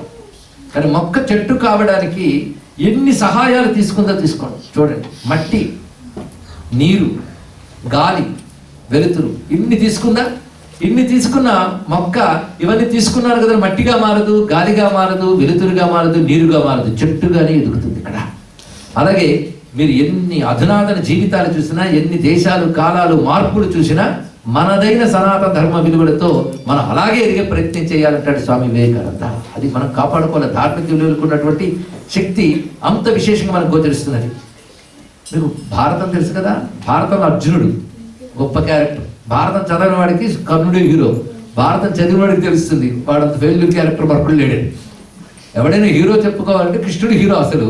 నెక్స్ట్ చెప్పాలంటే అర్జునుడు అండి. ఏమి వారియర్, ఎక్కడ ఓటమి లేని మహానుభావుడు. ఇప్పుడే హీరోకు ఉండాల్సిన లక్షణాలు అదే. యుద్ధంలో వెన్ను చూపనివాడు. ఎందుకంటే కర్ణుడు ప్రతి యుద్ధంలో వెనక్కి వెళ్ళిపోయిన వాడే. గొప్ప వారియర్ అర్జునుడు. ఆయన అసలు పేరు ఏంటండి? దేవుడు. అర్జునుడు అంటే అర్జునుడు. ఏమంటే రామారావు గారు మీ పేరు ఏమిటన్నట్టు ఉంటుంది ఇక్కడ. అర్జునుడు కదా అంటే విజయుడు అని ఉంది.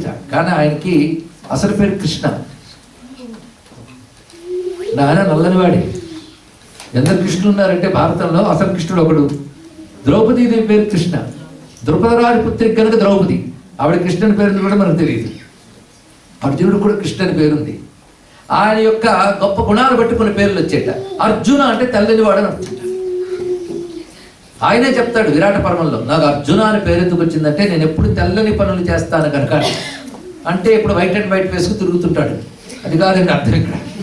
తెల్లని పనులు అంటే కపటము లేనిది, వంచన లేనిది, అధర్మం లేనిది అయినటువంటి ప్యూర్ పవిత్రమైన పనులే చేస్తాడు. అందుకని అర్జునుడు అని పేరు వచ్చింది. అందుకని ఆయన పెట్టుకోలేదండి. కొంతమంది వాళ్ళే పేర్లు పెట్టించుకుంటుంటారు. ఒక ఆయన ఇంటి ముందు నేమ్ ప్లేట్ ఉందిట, ఇంత పొడుగు బిరుదులని. ఆ ఇంటి ఆవిడతో పక్క ఆవిడ అడిగింది, ఏంటండి మీ ఆయనకి ఇన్ని బిరుదులా ఎవరిచ్చారంటే, ఒకరిస్తే పుచ్చుకుంటాం ఏంటి, మేమే పెట్టుకుంటాం. అలా ఉంటుంటారు కొంతమంది, వాళ్ళే పెట్టేసుకుంటుంటారు. అలాగే అర్జునుడు తన పేరు అర్జున అని పెట్టలేదండి. ఆయన చెప్తున్నాడు నాకు ఆ పేరు లోకంలో వచ్చింది ఎందుకంటే తెల్లని పనులు చేయడం వల్ల. అది అర్జునుడి క్యారెక్టర్. ఈ అర్జునుడు భారతీయుడు, అవునా లేదా? భరతవంశానికి చెందినవాడు. అందుకే భారత అని అంటూ ఉంటాడు కృష్ణ పరమాత్మ మధ్యలో భగవద్గీతలో. ఈయన ఒకానొక సన్నివేశంలో శివుడి కోసం తపస్సు చేశాడు. ఆ శివుడు వచ్చిన తర్వాత ఆయన కిరాతమూర్తిగా వచ్చి ఇద్దరు యుద్ధం చేశారు. శివుడు తన దివ్యశక్తిని అర్జునుడిలో ప్రవేశింపజేశాడు. తర్వాత అర్జునుడు శివుడిని తెలుసుకున్నాడు, వరాలు పొందాడు. వరాలు పొందిన తర్వాత ఇంద్రుడు వచ్చి, నువ్వు స్వర్గానికి రావయ్యా, ఎందుకంటే నా అంశతో నువ్వు పుట్టావు కనుక నువ్వు నాకు పుత్రుడు వంటివి కనుక నువ్వు ఒక్కసారి నాతో స్వర్గానికి రా పిలుస్తాడు. ఎవరు? ఇంద్రుడు. ఇదివరకు ఎందుకు పిలవలేదు, ఇప్పుడు ఎందుకు పిలిచారంటే ఇదివరకు అది హ్యూమన్ బాడీ. ఇప్పుడు శివుడితో ఆయన ఆ స్పర్శ పొందిన వల్ల శివశక్తి లోపల వచ్చింది కనుక స్వర్గలోకంలోకి వెళ్ళి సస్టైన్ అవ్వగలడు. అందుకు ఇంద్రుడు తీసుకువెళ్తాడు. ఆ తీసుకువెళ్తే ఇంద్రభోగాలు చూస్తాడు. ఆయన బహుకాలం ఉంటాడు అక్కడ. ఇంద్రుడు సహాయపడతాడు కూడా అనేక కార్యాల్లో. ఆ సమయంలో ఒకసారి ఏకాంతంగా ఈయన ఉన్నప్పుడు ఒక విషయం జరుగుతుందండి. ఊర్వశి వస్తుంది అక్కడ. ఊర్వశి స్వర్గలోకంలో అప్సరస. ఆవిడ వచ్చి అర్జునుడి యొక్క అద్భుతమైన సౌందర్యాన్ని, వీరత్వాన్ని, మగటిమిని చూసి నేను నిన్ను వరించాను, నన్ను స్వీకరించు ఉంటుంది. వెంటనే మహానుభావుడు, అమ్మా నీకు నమస్కారం అమ్మా అన్నాడు. ఇదేమిటి నాకు నమస్కారం అమ్మా అంటావేంటి అంటే, అమ్మ నువ్వు స్వర్గానికి చెందిన దానివి, ఇంద్రాది దేవతలు నిన్ను స్వీకరిస్తాడు. ఇంద్రుడు నాకు పితృస్థానం, ఇది మాతృస్థానం అంటాడు. అంతేగాని ఆమె ఏం అనడండి, ఇంతే చెప్తాడు. అంటే ఆవిడ గొప్ప మాట చెప్తుంది, నువ్వు అన్నది నిజమే, కానీ అవి నీ దేశంలో ధర్మాలు, ఈ దేశంలో ధర్మం కాదు. ఎందుకంటే మానవ శరీరాలు వేరు, అది పృథ్వీ వికారాలతో ఉంటాయి. దేవతల శరీరాలు వేరు, దేవతల శరీరాలు తేజస్సుతో ఉంటాయి. అప్సరసల శరీరాలు జలతత్వంతో ఉంటాయి. ఎవరి బాడీస్ ఎలా ఉంటాయి తెలియదు. అప్ అంటే జలమని అర్థం, అప్సరస అంటే వాళ్ళ జలతత్వం, దేవతల తేజస్ శరీరాలు. కాబట్టి ఇక్కడ మీ ధర్మాలు మీ శరీరాలకు సరిపోతాయి తండ్రి. నేను ఇక్కడ అతిథిగా వచ్చానే తప్ప స్వర్గలోక వాసిగా రాలేదు. నేను ఎవరిని అంటే నేను భారతదేశానికి చెందినవాడిని, ధర్మరాజు తమ్ముణ్ణి, పాండురాజు కొడుకుని, అంతేగాని స్వర్గంలో దేవతని కాదు. మరణించిన తర్వాత శరీరాన్ని విడిచిపెట్టి మరో దేహంతో నేను రాలేదు, అతిథిగా వచ్చాను. అతిథిగా నేను ఎన్ని ఏళ్ళు ఈ స్వర్గలోకంలో ఉన్నా నా ధర్మానికి విరుద్ధము కాని భోగాలు పుచ్చుకుంటానేమో తప్ప నా ధర్మానికి విరుద్ధమైన భోగాలు నేను పుచ్చుకోను. ఎందుకంటే భారతీయుడిని, కానీ స్వర్గంలోనైనా భారతీయుడిగానే బ్రతుకుతాను తప్ప నన్ను మన్నించమ్మా, నీ దేశాన్ని నేనేమన్ను, నీ ధర్మాలు నేనేమన్ను, కానీ నేను సనాతన ధర్మభూమి అయిన భారతదేశంలో ఉన్నటువంటి వాడిని కనుక నాకు స్త్రీ పట్ల గౌరవం ఉంది. తనదైన స్త్రీ తప్ప మిగిలిన వారందరి పట్ల మాతృభావం కలిగిన దేశం నాది. అది నా భారతీయ సంస్కృతి యొక్క గొప్పతనం. తల్లిని గౌరవిస్తాం, ప్రతి స్త్రీని తల్లిలా చూడాలని చెప్తోంది సనాతన ధర్మం. అందుకు తల్లి, నేను నీ ధర్మాన్ని నిందించట్లేదు, మీ పద్ధతిని ఏమీ అనట్లేదు, ఇది నా ధర్మం అమ్మ, ఏమీ అనుకోకు అని నమస్కారం చేశాడు. ఎంత వినయంగా చెప్పాడండి చూడండి. కోపగించుకోలేదు, కసిరి కొట్టలేదు, ఆవిడికి గౌరవం ఇస్తూనే అంత చక్కగా మాట్లాడాడు. మీ ధర్మాలు తప్పలేదు, మీది ఇక్కడంతే, మేము ఇక్కడంతే అని చెప్పగానే ఆవిడ కోపం వచ్చి నువ్వు మా నపుంసకుడు వేపు తప్పవని చెప్పించిపోయింది. అప్పుడు ఇంద్రుడు వస్తాడు, శభాష్ నాయన చప్పట్లు కొట్టుకుంటాం. ఎంత గొప్పవాడివి, నీ తపస్సు ఏం తక్కువ కాదు, నువ్వు చాలా మహానుభావుడివి. ఆవిడకి తిరిగి ప్రతిశాపం ఇవ్వగలిగిన శక్తి నీకుంది, కానీ నిగ్రహంతో ఉన్నావు చూసావా, అది నాకు నచ్చింది. పైగా ఎంతైనా నువ్వేమిటనేది నువ్వు మర్చిపోలేదు, అది స్వధర్మం, అది నీ దగ్గరుంది. ఈ రెండు నాకు చాలా నచ్చాయి కనుక మరి ఆవిడ చెప్పించేసింది కదయ్యా అని బాధ ఏందేమో. నేను చెప్తున్నాను, ఆవిడ శాపం దేవకాంత కనుక తప్పకుండా ఫలిస్తుంది, కానీ నువ్వు ధర్మంలో ఉన్నావు కనుక ఆ శాపం నీకు వరమైపోతుంది. అజ్ఞాతవాసంలో ఎవరిని పోల్చుకోకుండా మీరు ఉండాలి. మిమ్మల్ని పోల్చుకోకపోవడం అనేది సాధ్యం కాదు, ఎవడైనా పోల్చుకోగలడు. ఎందుకంటే అలాంటి విగ్రహాలు ఆ రోజుల్లోనే లేవు. అసలు అర్జునుడు ఎటువంటి సౌందర్యం, ఎటువంటి వీరమూర్తి, ఎవడైనా పోల్చేస్తాడు ఏ వేషం వేసినా. ఈవిడిచ్చిన శాపం నీకు అప్పుడు పనికొస్తుంది. అప్పుడు నువ్వు షండ వేషంలో నాట్యాలు నేర్పుతూ అప్పుడు ఉంటావు. నువ్వు నేర్చుకున్న స్వర్గంలో సంగీతం, నాట్యం నేర్చుకున్నట్టే అవన్నీ విద్యలు నేర్పుతూ అక్కడ ఉంటాడు. అంటే మన ధర్మంలో మనం ఉన్నప్పుడు మనకి శాపాలు కూడా వరాలైపోతాయి. అది ఇందులో చూపిస్తున్నాడు. ఇందులో మనం గమనించవలసింది, తనది కాని చోట కూడా తన ధర్మాన్ని తను వదలకుండా ఉండడం వల్ల అర్జునుడు ఎంత గొప్పవాడయ్యాడు. ఆ ఒక్క కథ చాలదు మనం గుర్తుపెట్టుకోవడానికి. మనది కాని చోటైనా మనం ఎక్కడున్నా కూడా మనం మనంగా ఉంటే మనం ఇంకొకరికి పాఠం నేర్పగలం. మన ధర్మం దెబ్బతినంత వరకే ఏదైనా తీసుకోవాలి ఇక్కడ.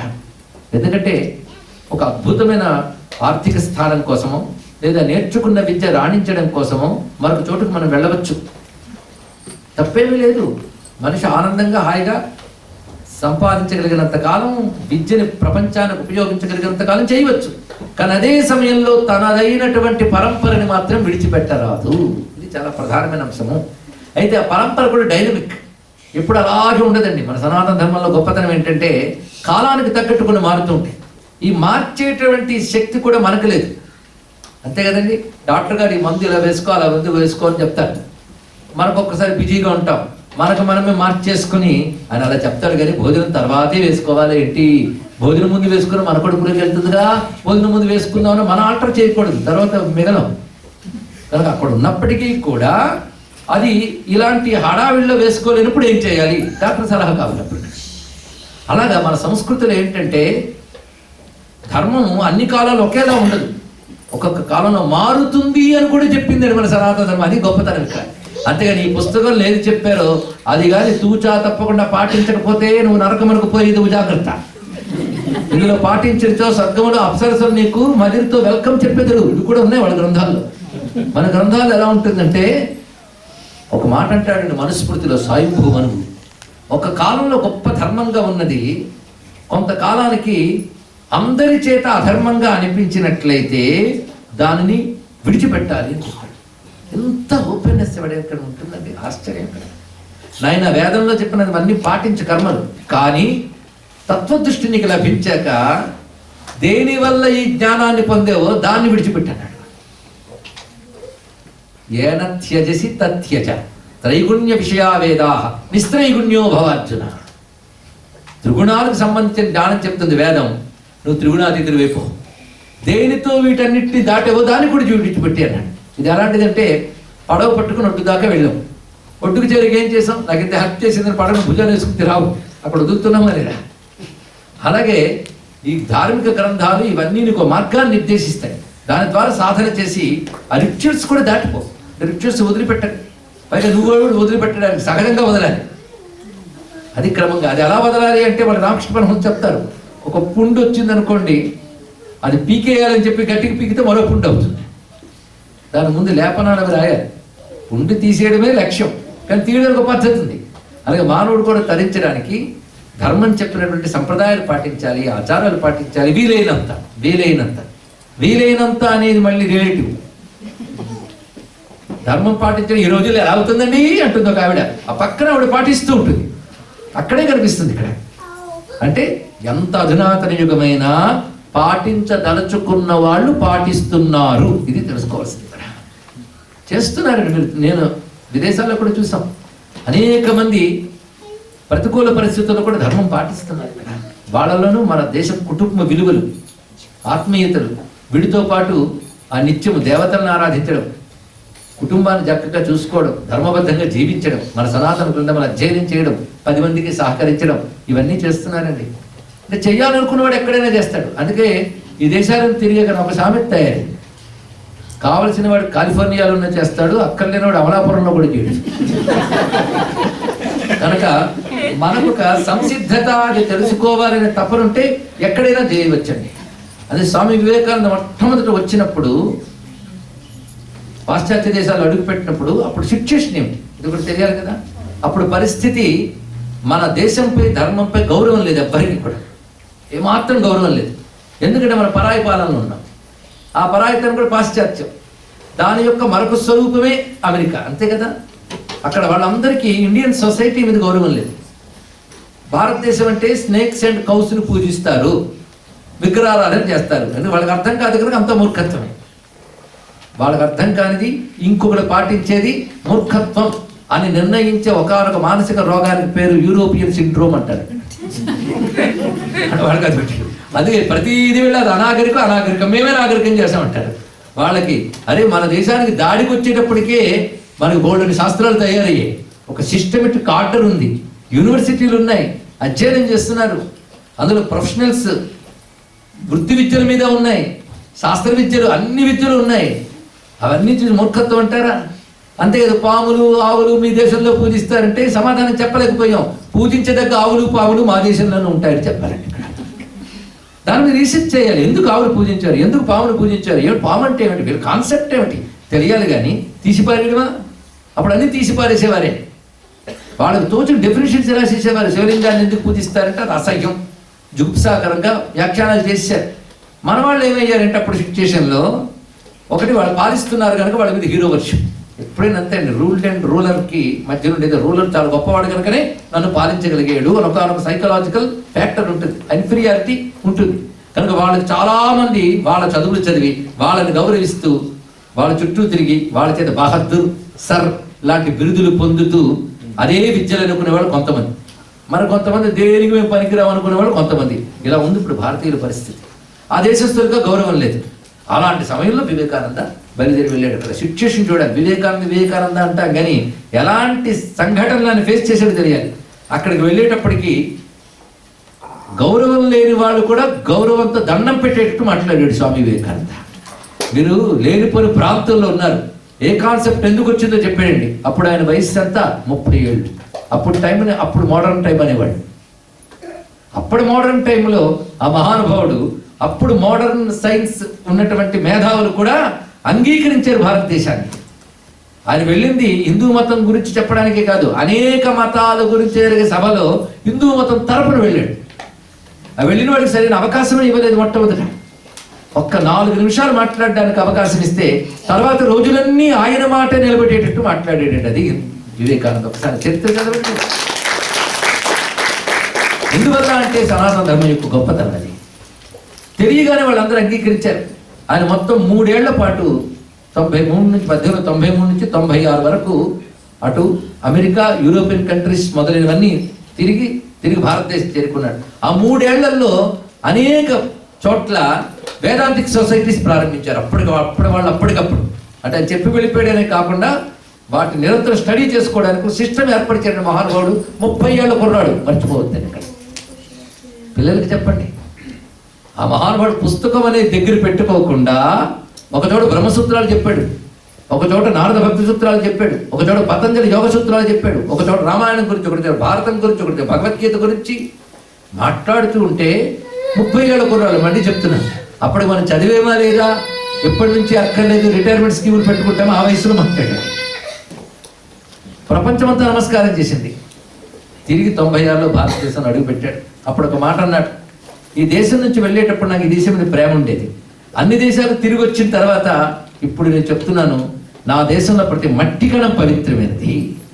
అందుకే ఇక్కడ ఉన్నటువంటి యువతకి నేను చెప్పే సందేశం ఏంటంటే, అందరూ ముందుకు వెళ్ళు గో యాహెడ్ అంటారు, నేను గో బ్యాక్ అంటాను, వెనక్కి వెళ్ళమని చెప్తాను. వీలైనంత వెనక్కి వెళ్ళండి భారతీయులారా. మీరు ఎంత వెనక్కి వెళ్తే అంత గొప్ప భారతీయ సంస్కృతి కనిపిస్తుంది. ఎందుకంటే ప్రపంచంలో ఇంకా పరిపూర్ణమైన ఆలోచన అనేది ఇంకా అనేక దేశాల్లో లేదు. అలా అంత పరిపూర్ణంగా హ్యూమన్ బ్రెయిన్ ఎంత ఆలోచించగలదో అంత ఆలోచించినటువంటి అద్భుత జ్ఞానం ప్రాచీన మహర్షులు భారతదేశానికి అందించారు. వేదంలో కానీ వేదంలోంచి గ్రహించి కథల రూపంలో, బోధల రూపంలో, చిన్న చిన్న మాటలతో పురాణాలు, ఇతిహాసాలు, కావ్యాలు అన్ని ఒకే సత్యాన్ని అనేక రకాలుగా చెప్పాయి. అది వీటన్నిటికి ఇంటర్లింక్ ఉంది. మీరు ఎంత వెనక్కి వెళితే అంత గొప్ప జీవితాన్ని చూడగలరు అక్కడ. అందుకే భారతీయ యువతకి చెప్తున్నానంటే, ఎంత వీలైతే అంత వెనక్కి వెళ్ళండి, సనాతన ధర్మ విలువలు తెలుసుకుని ముందుకు వెళ్ళండి. అప్పుడు ప్రపంచంలో మీ స్థానం చాలా గొప్పదవుతుంది. భారతదేశంలో ఉన్నంత తాత్విక చింతన కానీ, ధార్మిక చింతన కానీ, ఈ రెండుతో కూడిన వైజ్ఞానిక ప్రగతి కానీ ఇంకెక్కడా లేదు. ఎందుకంటే అద్భుతమైన కట్టడాలు భారతదేశంలో ఉన్నాయి. ఇతర దేశస్తులు దాడి చేసి ధ్వంసం చేయక ముందు దేశంలో ఉన్నటువంటి కట్టడాల గురించి ఒక్కసారి ఆలోచించండి.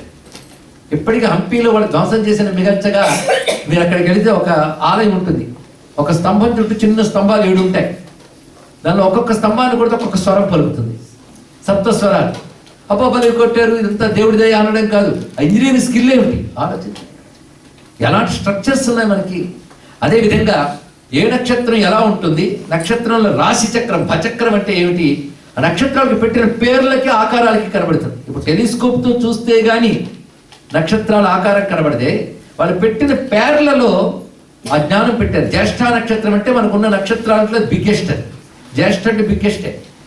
వాళ్ళు పెట్టిన పేర్లు బట్టి వాళ్ళకి ఎలా తెలిసింది. తర్వాత కుజుడు ఎర్రగా ఉంటాడని రక్తహ అని వర్ణించారు. రెడ్ ప్లానెట్ అని ఇప్పుడు చెప్తున్నారు. తీసిపారేయడం ఏంటి, వాడు ఏ యాంగిల్లో చూసారని ఆలోచిస్తే వాడు జ్యోతిర్విజ్ఞానం కానీ, ఆయుర్వేదం కానీ, ఇవన్నీ మీరు పరిశీలించండి. యోగ శాస్త్రం ఇప్పుడు ప్రపంచ యోగా అని ఇప్పుడు పట్టుకుంది. మీరు పట్టుకున్నారు కానీ మనం పట్టుకుంటాం. మరి కొన్నాళ్ళు పోతే విగ్రహారాధన మొదలైనవి కూడా చేస్తారు వాళ్ళు. అప్పుడు గొప్ప అంటాం. వాళ్ళు గొప్పవని అప్పుడు మేము ఒప్పుకుంటాం అనే లోపల శాస్త్రాలు పోతాయి, తెలుసుకోండి. ఇక్కడ తర్వాత వాళ్ళు పేటెంట్లు కూడా చేస్తారు. అది ఒకటి ఉంది. మన జర్మనీలో ఓంకారాన్ని, గాయత్రిని పేటెంట్ చేయబోయారు, తెలుసా మీకు? కొద్ది డికేట్స్ క్రితం జరిగిన సంఘటన. అప్పుడు మన వాళ్ళకి మెలకు వచ్చింది. అలాగే పంచగవ్యాల్లో గోమూత్రం చాలా మంచిది అని పేటెంట్ చేయబోయారు అమెరికాలో, తెలుసా?